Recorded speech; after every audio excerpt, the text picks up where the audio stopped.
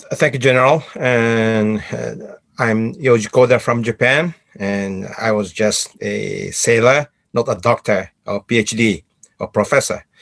But I'll speak some Japanese private view on the maritime coordination by Quad. And the Quad, what is Quad?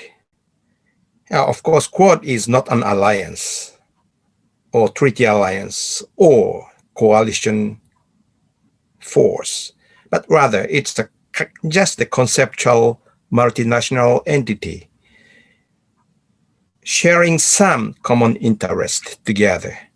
So, rather it's better to say a virtual multinational cooperative entity. That's the Quad. And also Quad is the gathering of 4 like-minded nations, in other words, Japan, USA, India, and Australia. And there are several things in common, like the democracy, freedom, rule-based order, free and open Indo-Pacific, or maritime nation or maritime stage. But at the same time, there are also several things which we do not share. So Quad is a kind of the sensitive entity that balance the common parts and non-common parts and bringing those 4 nations together to the common objective. So Quad is really a complicated conceptual body. That's my interpretation. And recently, the major Quad activity is represented by the Quad remote summit meeting in March 12th. And that was practically the first summit meeting by Quad leadership.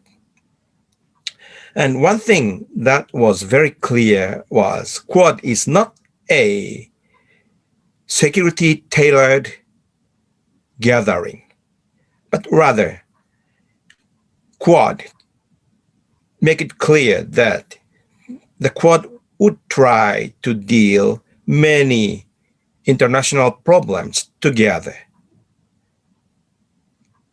like the security, like the climate change, or COVID, or the bringing the regional nations together to enhance the international security.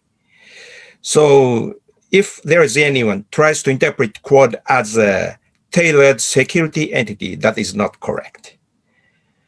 And also, during the Quad summit meeting, one thing that 4 nations made it clear was, the Quad summit meeting did not single out China. Of course, China had been a kind of the common concern during the last 1 decade period or so. So Quad indirectly mentioned China, but key thing is Quad did not single out China as a kind of the serious security threat. So primary reason for this is the Quad's 4 nations agrees not to try to force India to take Quad or China, or Quad or US, or Quad, the US and China. The Quad tried to give India the more political and diplomatic flexibility to maneuver among the Quad mechanism. And that is the kind of the quick summary or wash up of the Quad summit meeting in March.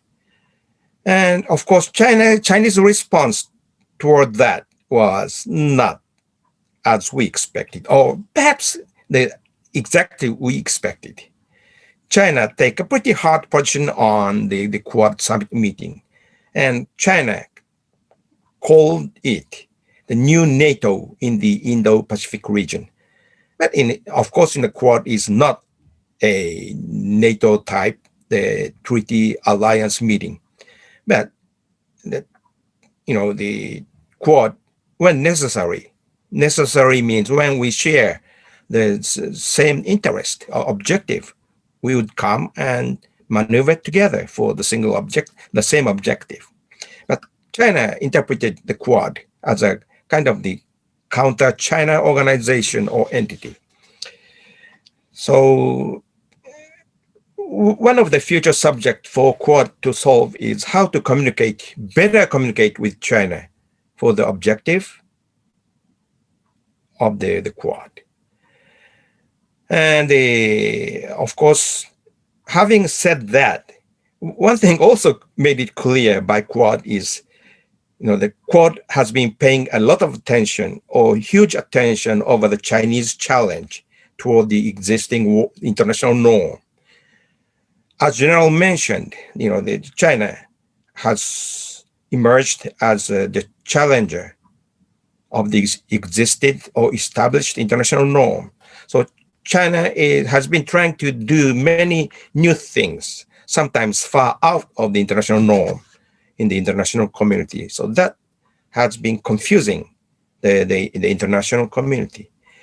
And one specific thing among the Chinese challenge is the Chinese maritime expansion. So Quad in the future will be questioned how well the Quad will be able to manage the Chinese maritime maneuver or self-righteous maneuver in this region or globally, perhaps. But of course, China has been the largest concern, but at the same time, China is not a 10-meter tall giant.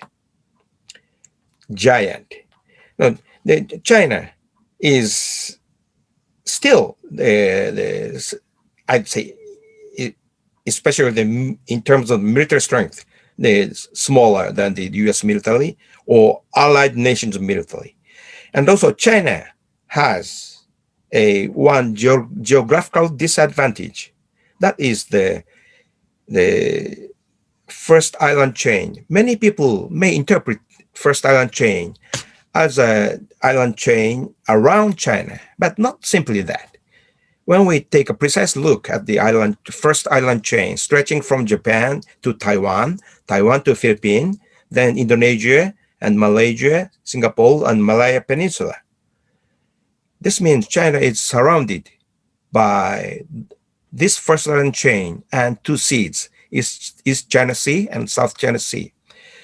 So key subject for both China and the Quad nation is which side will take the better use of this geography to control Chinese adventurism or from Chinese view to prevent the Quad maritime cooperation from happening.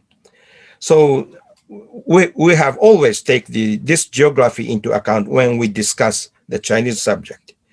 And what is for the future? The Quad itself, the four nations are not good enough. Quad has to expand our communication and cooperation with regional nations like ASEAN. And also, Quad has to further expand our communication cooperation to distant powers like the European powers or NATO or Middle East power or other powers, but especially the roles of Europe and NATO represented by G7 will be critical. And my last comment is, Quad itself would function for the next 10 decades or so, but I just mentioned Quad needs to expand its communication to further areas. And when we make a quick review over the G7 summit meeting just happened several weeks ago, that G7 this year was not only G7, but India, Korea, Australia, and South Africa were invited as a guest. And all the leadership discussed many things, say from the COVID, economic cooperation, but also as a regional matter or global matter maybe, that the G7 also discussed China, Russia, and North Korea. So China is always sitting in the middle of a security concern. So Quad tries to deal many subjects that would be a hazard for the stable international community. But still, the China sits in the middle of those obstacles from Japan's point of view.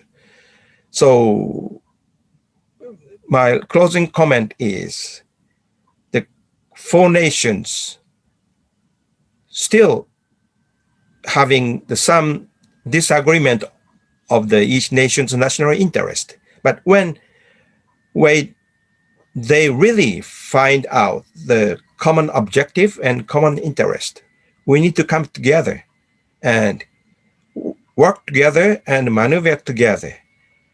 And in the middle and longer term, we have to expand our communications cooperation toward regional nations like ASEAN and then Europe or NATO or several other areas. That's my comment. Thank you very much.